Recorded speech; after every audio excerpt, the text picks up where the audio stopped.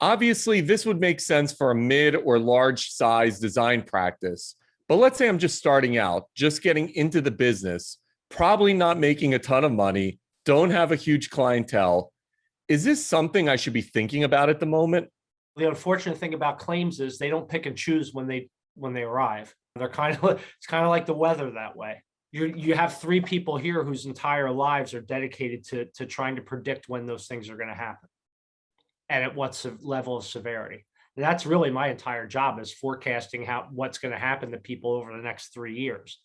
And so there's no timeline for that. You can be in business. I've had home inspectors who were on their first inspection and had a lawsuit as a result of it. There's no way to predict that. But you don't want to start out on a bad foot. The worst thing you can do is go out there and say, I'm going to take care of this later on. Let me get rolling. Let me get some money in the bank. Let me get some bills paid. Let me get my promotional stuff made up. Let me go out there and shake hands with people who are going to refer me business. And then the insurance kind of falls off on the wayside. And then you have a problem. And when you have that problem, boy, that day you forgot to sign that insurance paper is really going to come back and haunt you.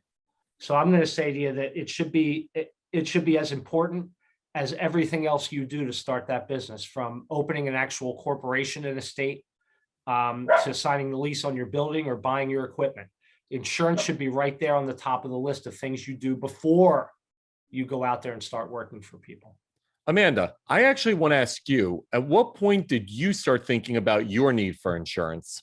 Right away, actually. And, some of that comes from my experience being a commercial banker and having to consult clients on different matters. So it is top of mind, especially just the idea that you're going to be walking into someone's home. You feel vulnerable, and so it just makes me think, it's really something important to take care of out of the gate as you're putting all of the other pieces together. And I think this is a great conversation. It's such good awareness that I don't think you can, talk about it enough, especially protecting yourself with contracts and being aware of fraud. And the last 2 years have been really challenging because in every way, in every industry, it's very different. The nuance is slightly different, but I think a lot of designers, especially if you're a smaller shop, and it's why I brought up the fraud piece, you get desperate and you go to find sources and you're trying to get a job done, and you maybe make some decisions that you may not have done earlier. So it's really just important to be very aware of what could happen. So it's this whole conversation has just been very, very good, educationally wise, just on all the things you should be doing, what you should be on the lookout for.